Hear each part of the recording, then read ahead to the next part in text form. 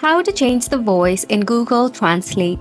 If you have your Google Translate application, launch it firstly, or if you don't have it, just open up a preferred browser and search for Google Translate. Now tap on Google Translate, or you can even search for translate.google.com. Once you are in this interface, in your top right corner, you will see your profile icon. Tap on it. Once you are in here, select on the settings option. Now in the settings under voice, you will see region. You need to click on it. Here you'll find different region that you can select from.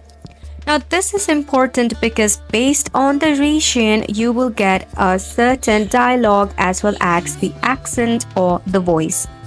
Now for an example, if I select on English, I'll have different dialogue that I can select from. And yes, each of the accent will differ accordingly. Now if I select on English New Zealand, I will get the accent of itself.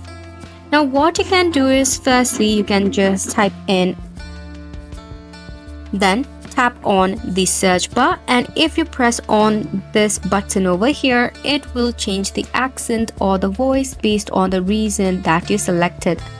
So that's all for the video as well. Hopefully this was helpful to you.